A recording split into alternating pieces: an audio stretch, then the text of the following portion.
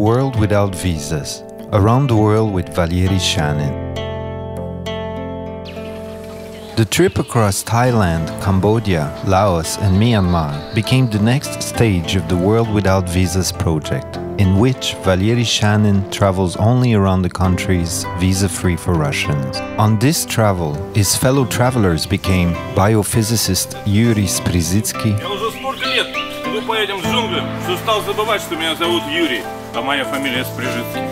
volcanologist Sergei Chernyshev, muralist Vitaly Melnichuk from Moscow, and economist Katya Klimantieva from the city of Dolinsk on the island of Sakhalin. Indochina without visas. Third series.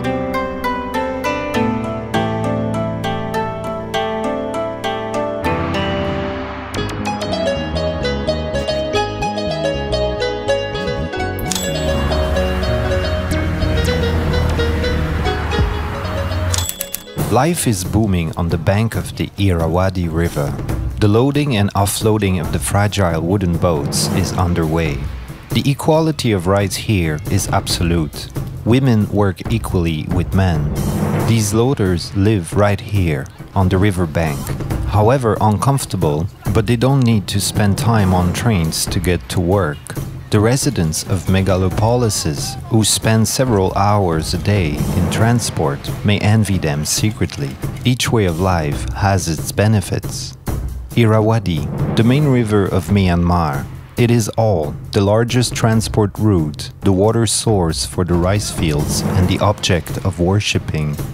It appeared magically. Once the god of rain Irrawaddy was passing astride an elephant on the lifeless desert, heated under bright beams of the tropical sun. It was very hot, and the god created a miracle.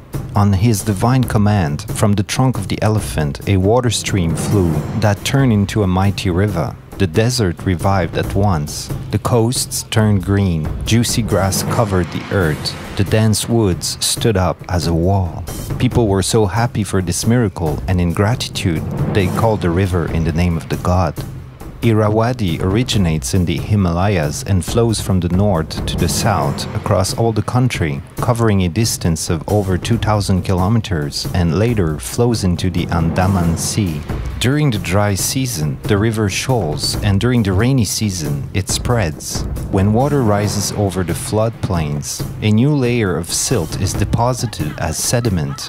This is why it is possible to reap big crops of rice in the valley of Irrawaddy, even without any fertilizers. Should we be surprised at all that all ancient Burmese kingdoms arose on the coasts of this river, close to their food source? In Myanmar, there are pagodas at every step. They build them not for mercantile reasons, but for the purpose of improvement of their karma. This is their way to pray for forgiveness of their sins. The more sins, the taller should be the stupa. This is why the biggest pagodas were built on the orders of the most cruel and treacherous kings that were in blood up to the elbow. In 1790, the king Bodopaya, who became famous for being a great warrior and during whose reign the territory of the country considerably expanded and the enemies were destroyed, declared the beginning of the construction of a new stupa. He had many sins, therefore the stupa had to be a giant one. Thousands of bricklayers, day after day, without days off and holidays, laid the bricks, layer after layer. The building material was carried from all over the country. It took 13 years to build a huge pedestal, about 50 meters high. The bell was cast at the end of the 18th century, at the same time when the stupa was starting to be built. It was suspended on a steel beam, fixed on strong reinforced concrete columns. For the sake of protection from bad weather, they constructed the open-work wooden pavilion in style of the traditional Burmese wooden temples. The bell, with a diameter of 5 meters and weighing over 90 tons, is the world's largest. From operating ones, the Moscow Tsar bell weighs twice more, but it never rang. The bells at the Burmese pagodas don't call believers to a church service as in the Christian churches. Each pilgrim knocks on a bell with a wooden beater in order to draw attention of heavens to himself personally. Buddhism is the religion of self-rescue.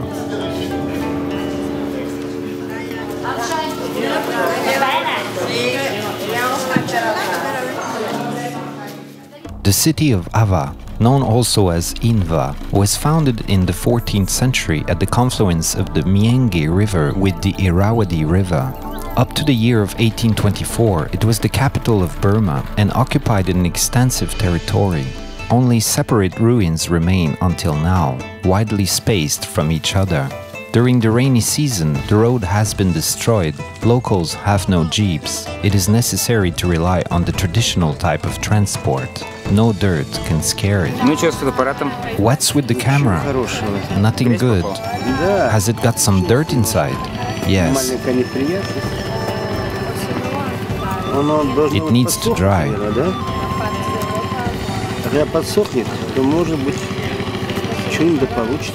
On the hill and its vicinities on the bank of the Irrawaddy River, there are about 300 monasteries and pagodas built. In the most honorable place, there is the pagoda of Song'at Ponyashin. They certainly did not save money on this one. The stupa was covered with gold. At the temple's side, an enormous statue of the sitting Buddha was placed. A large pool is decorated with sacred animals. The cave, cut out in the rocks, was filled with Buddha's statues. On the opposite bank of the Irrawaddy River, in 1824, the city of Mandalay was founded. It was the capital of Burma during the period of history when the country was being gradually developed by the English colonialists. During World War II, the Japanese airplanes destroyed the English barracks by bombing. The fire has started. The unique wooden palace burned down. The fortification collapsed too. It was restored later, but there is no money yet for the restoration of the palace in its original form. Mandalay, the spiritual capital of Myanmar. It is exactly here where the most highly esteemed Buddhist statue is kept, Buddha Mahamuni, or the Great Wise Man. The goldsmiths refined their skills in producing the thinnest, almost transparent pieces of gold leaf. They are convenient to be attached to Buddha's statues. The thickness of the gold armor covering the Mahamuni statue has already reached 20 centimeters and continues to constantly increase. Only the face remains free from the gold plate. Only men can approach the statue. Women are only allowed to look at it from a respectful distance.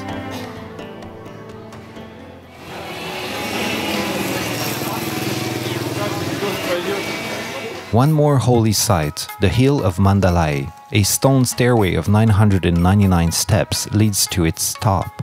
All slopes are built up with monasteries, pagodas, stupas, and Buddha's statues. At the top, they established the gilded stupa. From the observation deck at its basis, there is a view opening over the Irrawaddy River and downtown in the afternoon, while at night, only the scattered lights. Streets aren't lit in evenings, but life is booming on them. Directly on the road, they expose trays with cheap Chinese clothes, footwear, counterfeit discs, stationery products, posters of pop stars and beautiful girls. Street kitchens work here too. There are no drunk people around. They prefer ice cream.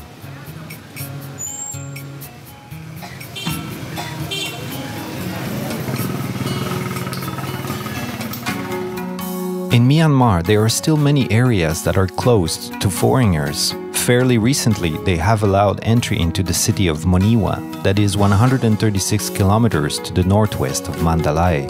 It is possible to get there by a regular bus. The ferry route connects the city of Moniwa with the village of Nyangbin, located on the opposite bank of Chinvin River.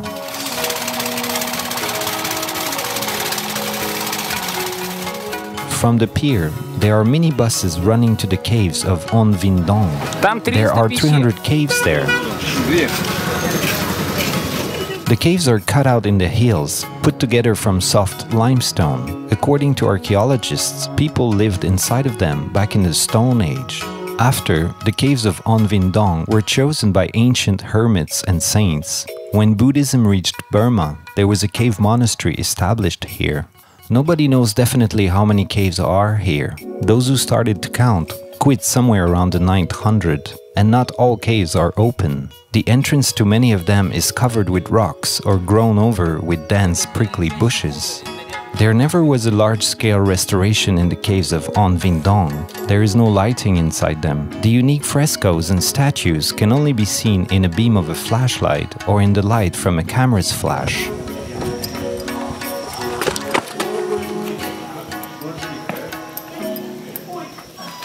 11 kilometers from Moniwa in the 1930s, they built the temple complex of Monin Buddha, occupying the territory of 15 hectares. The main temple, Sambutk Kat Kiyav, is filled with Buddhas of all types and sizes, from tiny 10-centimeter ones up to 2 to 3 meters high. They were all counted. According to these exact calculations, there are 582,363 of them here. They possibly planned to reach 1 million, but there wasn't enough money or persistence. In the religious complex Laikyun Set Kiyar, there are much fewer statues. But what kind? The standing Buddha is 116 meters. The lying is slightly smaller, only 90. The gilded stupa standing at the bottom of the hill looks tiny, but it is as high as a 9-story house.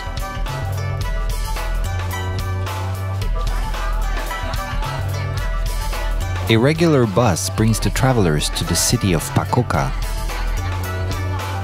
Down the Irrawaddy River, the 2-decker boats are still cruising around, constructed not later than in the middle of the past century and that are already decommissioned in other countries as scrap metal. They are used as transport both for freights and passengers. Each family sits down on their mat, as in separate compartments, only without walls. The steamship goes slowly. From the upper reaches of Irrawaddy to its mouth, it goes down in a week.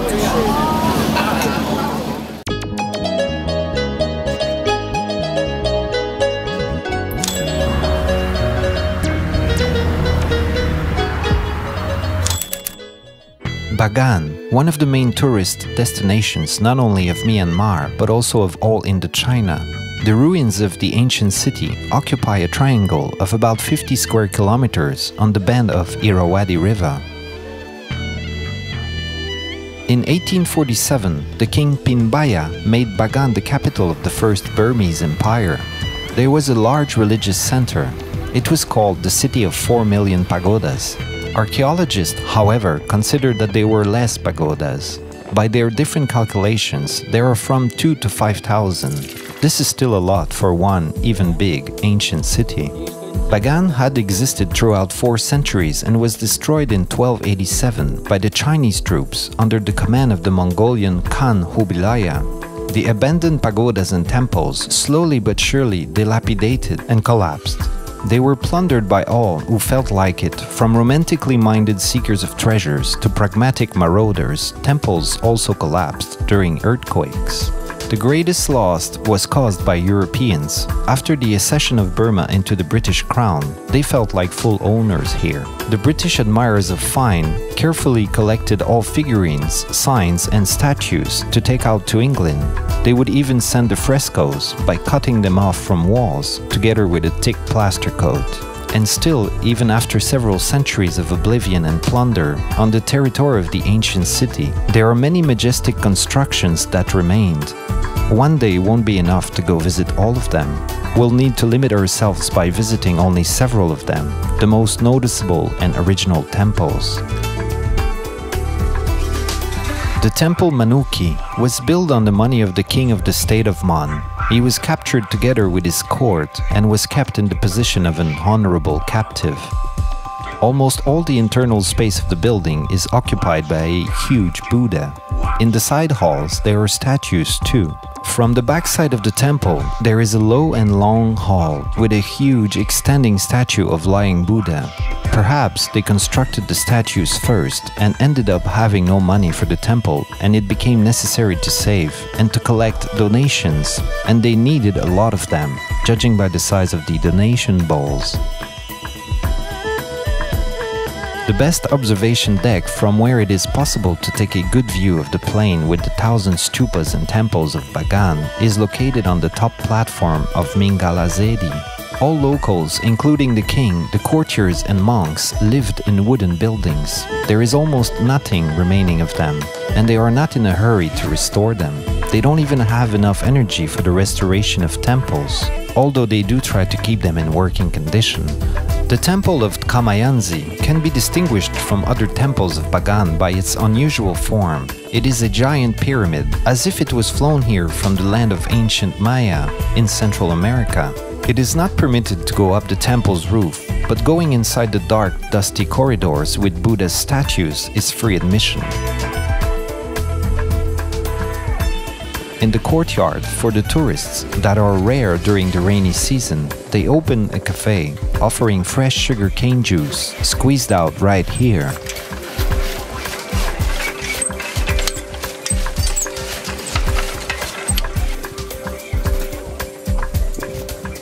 The Temple of Ananda is built in the form of a perfect square, with its side being about 70 meters. In the middle of each wall, they cut through a high doorway. A long covered gallery leads to it. The plastered walls smoothly transition into a row of roofs, becoming smaller and smaller. The corners are decorated with statues of lions, and the top of the building is crowned with a spike that makes it look similar to one of the Stalin's tall buildings in Moscow.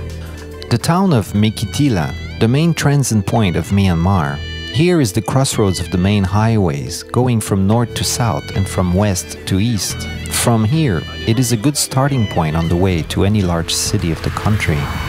Along with buses on the Burmese roads, there are also shared route taxis, the pickups that were adapted for transportation of passengers. In pickups, there are places of first, second and third class with different level of comfort and price. The two places of the first class inside the cabin next to the driver. The second class is slightly cheaper inside the truck, and the passengers of the third class travel on the roof. The state of Shanin, one of the national regions of Myanmar, the primary population here are not Burmans but Shanas. Part of them continues to conduct armed battles in honor of the creation of their independent state. Huge territories of the Shanin state still remain out of control of the central government. Only the triangle between Kalo, Pindaya and Inli Lake is open for tourists. 40 kilometers from Kalo, on the bank of the Butaloke Lake, there is a town called Pindaya. In its vicinities, there are a lot of karst caves. In the biggest of them, they organized something like a huge warehouse of images of Buddha. Looks like they started from the entrance. Here, the concentration of statues per square meter is higher, and they are more ancient according to their appearance. The further inside the cave, the less number of statues, and they are smaller in size. The Buddha's statues were placed here for the purpose of improvement of karma as well. At the basis of each statue is written on whose money it was made and when. There are already over 8,000 Buddhas in the cave. There are more and more of them every single day.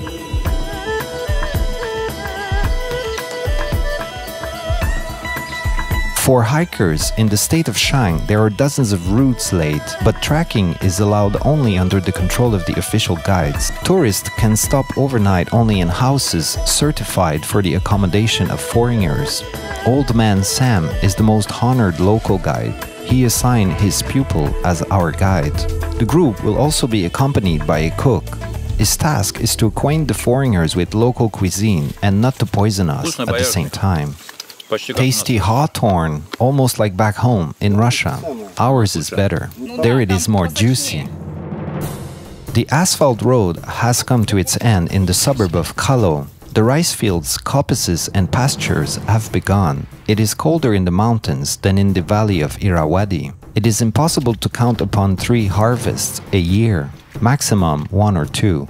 There are no malarial mosquitoes. The biggest danger, venomous snakes. It is necessary to look attentively under your feet, not to inadvertently step on one of them. It's the peak time of the rainy season. It is cloudy, it drizzles, there are ponds and dirt under our feet. The red clay quickly sticks to the footwear and colors our clothes.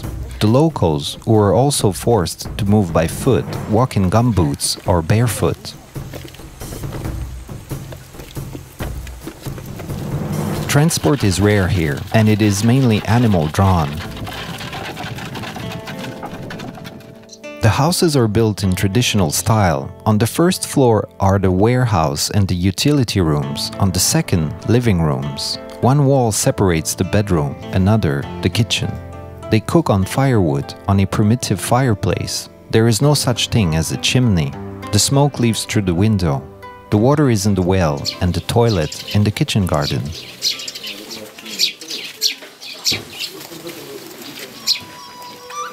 On the third day, travelers arrived on the coast of the Inle Lake. We had to walk knee-high in water for the last 300 meters. During the rainy season, water level increases almost by half a meter. The Inle Lake lies at the altitude of 875 meters above sea level. It stretches for 20 kilometers from north to south, but at the same time, its depth doesn't even exceed 3 meters. Almost 70,000 people live on the coast of the Inle Lake. They are called the Indk, children of the lake. In the town of Nyang Shui, there are hotels for tourists, but there are even more monasteries here. They occupy a whole quarter of the city. The most distinct is the monastery of Yadanamang Ahong Paya, differing by its architectural appearance. It is silent, quiet, and calmly here. The action is brought here only by groups of young people that use the monastery yard as their sports ground.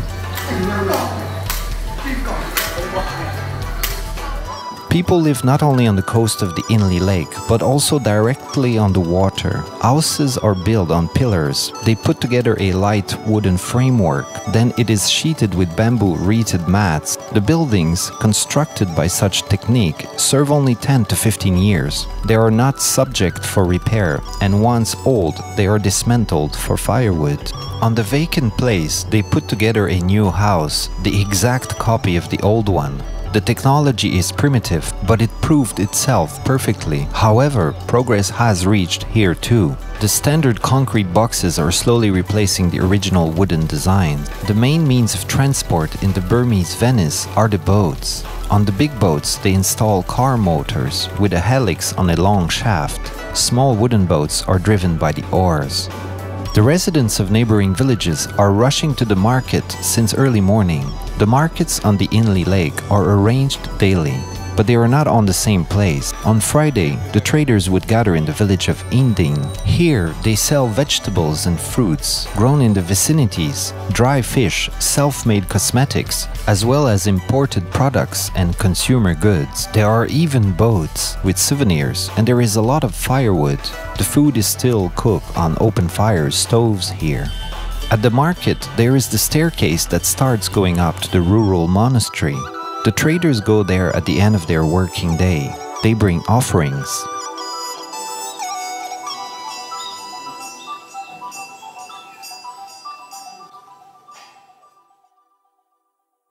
Is there water here during the dry season?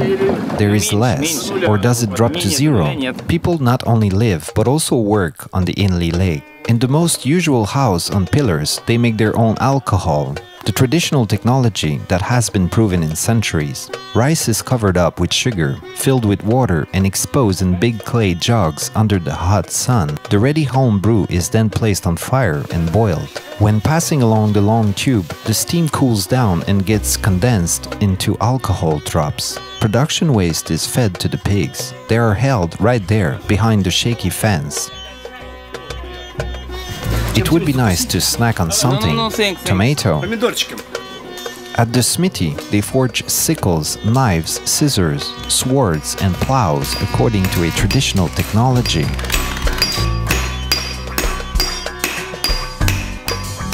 At the weaving factory, they extend fiber from the lotus stalks that is mixed with silk or cotton threads, and as a result, they get the original environmentally friendly fabric.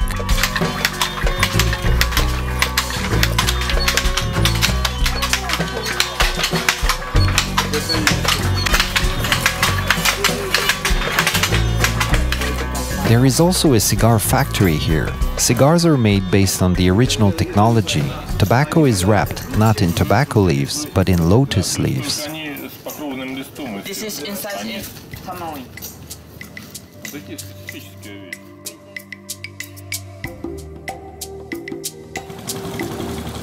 The Buddhist monasteries on the Inle Lake are built the same way as the houses, on pillars, and the biggest of them was constructed on an artificial island. Kongdo Monastery, not only the biggest but also the most original. From the architectural point of view and the most esteemed, Buddha's statues on the altar are covered with a thick layer of gold leaves, but each pilgrim seeks to add at least one more thin plate to them.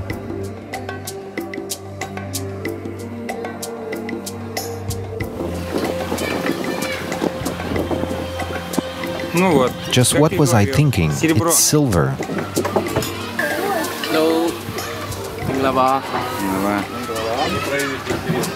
Jewelers make silver spoons, earrings, rings, bracelets, keychains, and pendants. Very small piece is difficult to make design. Make all by hand. You see how they smelt it on coal. He used 98% pure silver for ring. There are also souvenir shops on the lake. Not only locals work in them, but some immigrants as well. The women with long necks have arrived for earnings from the region of the Golden Triangle.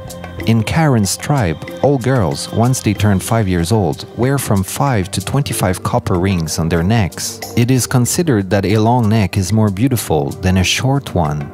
And beauty, as we all know, demands sacrifice. The rings, with weight reaching over several kilograms, need to be worn all their lives. All neck muscles will be atrophied and won't be able to independently support the head any longer.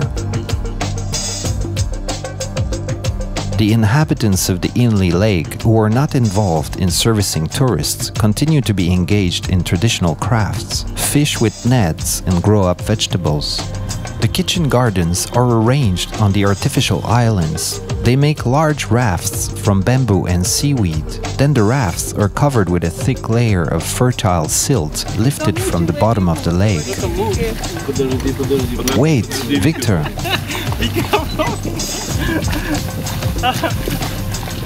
They grow vegetables not only for their own consumption, it is the main goods of local export. Tomatoes are transported by boats to Nyangshui.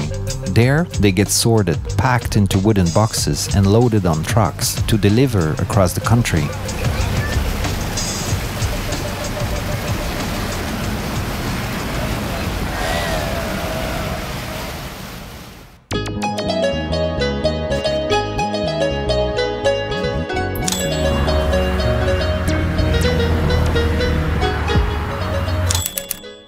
The travel across Myanmar comes to an end in the same place where it began 2 weeks ago, in Yangon. Life in Myanmar flows slowly. Nobody hurries anywhere. They pray and sleep in monasteries, trade and communicate in the markets, walk in the streets even in the peak of tropical heavy rain. In Yangon, our travel across the Indochina countries comes to an end, and the project World Without Visas continues. Ahead are the new travels across the countries, visa-free for Russians.